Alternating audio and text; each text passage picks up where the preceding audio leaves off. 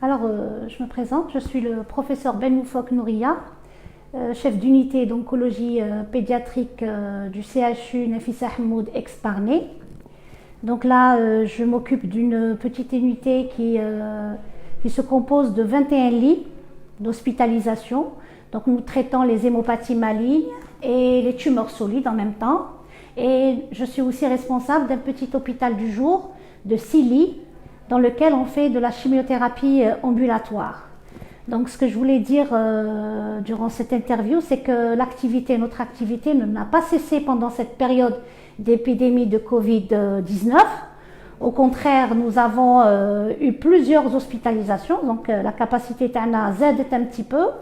C'est vrai que maintenant, nous avons pris des mesures plus rigoureuses d'asepsie. Nous avons interdit les visites comme avant.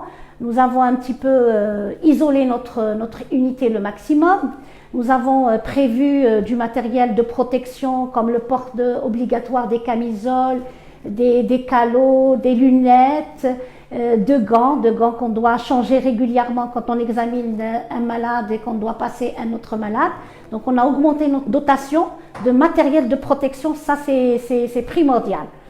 Et il faut dire que cette période aussi, elle a été difficile pour les mamans. Nous avons des mamans qui habitaient des zones où cette épidémie elle est très répandue, donc ils étaient obligés de rester. J'ai eu des patients de Blida où je n'ai pas pu les faire sortir. Au contraire, elles sont restées confinées chez moi, à l'hôpital, pour éviter justement que ces patients-là se déplacent à leur domicile et qu'ils soient au contact des patients Covid positifs.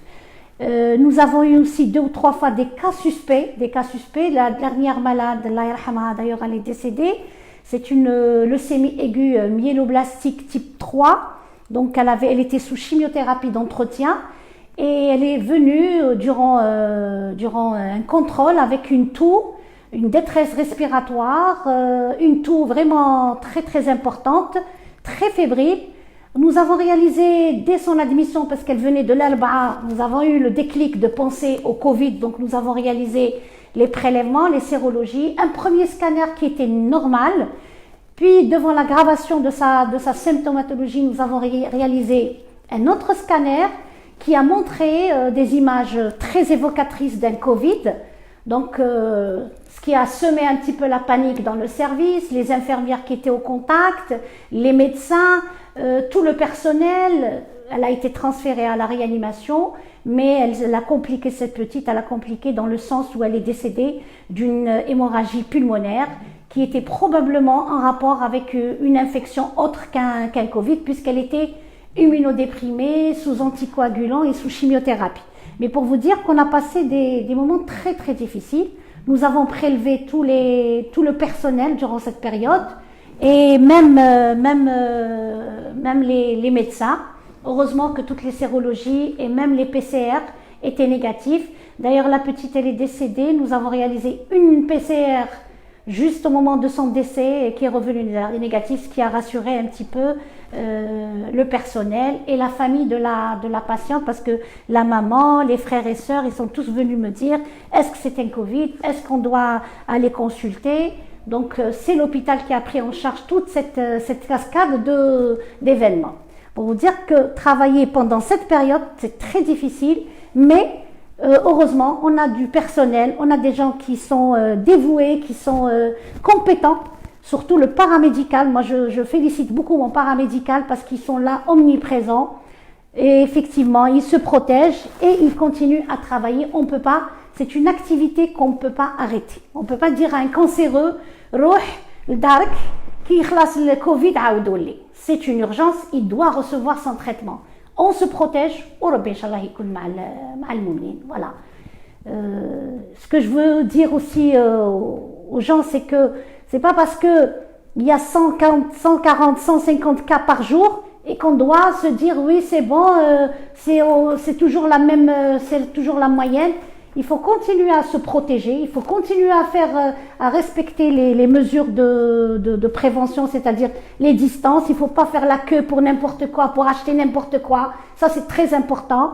Je vais vous raconter une petite anecdote. On continue à faire les consultations parce que les consultations, c'est des patients qui sortent et qu'on doit revoir pour contrôler leur traitement à domicile, pour contrôler les formules. Donc, tout se fait le plus normalement possible. Et là, mercredi passé, j'ai eu une patiente, un neuroblastome qui est venue pour un contrôle parce qu'elle devait arrêter sa corticothérapie. Et là, la maman, elle n'avait pas de bavette. Je lui en ai proposé une, la mienne que je lui ai donnée. Moi, j'en ai pris une autre. Et je viens d'apprendre aujourd'hui qu'elle est hospitalisée à Cuba pour un Covid+. Pour vous dire que personne n'est à l'abri. C'est-à-dire que le seul moyen, c'est de se protéger et éviter de sortir pour X ou pour Y.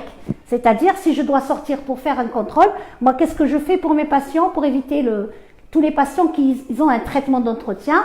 J'utilise mon téléphone, je travaille avec le téléphone, ils font leur formule à titre externe, ils me communiquent le résultat par téléphone ou par Viber et je donne, c'est-à-dire je réajuste les traitements pour éviter qu'ils se déplacent trop souvent à l'hôpital.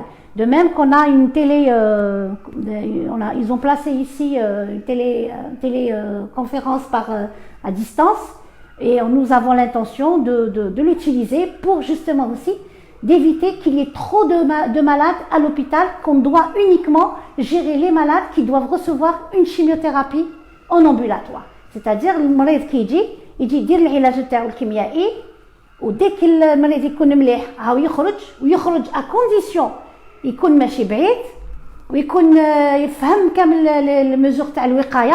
Ça c'est important, c'est nous-mêmes qui faisons cet enseignement au lit du malade chaque jour. Nous avons des solutions, alhamdoulilah, كاين des gens اللي تبرعوا l'hôpital il ramène, كاين des gens اللي تبرعوا لنا بهاد les solutions. Donc toutes les mamans, elles sont équipées et on leur apprend comment il faut se désinfecter les mains, comment il faut changer la camisole, comment il faut changer leurs habits, comment il faut laver les draps et tout ça des patients.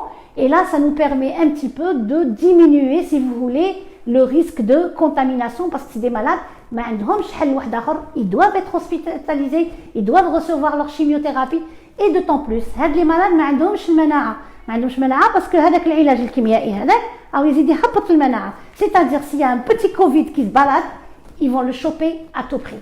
C'est-à-dire العدوى عندهم أكثر من الإنسان الآخر اللي عنده مناعة كاملة. Voilà.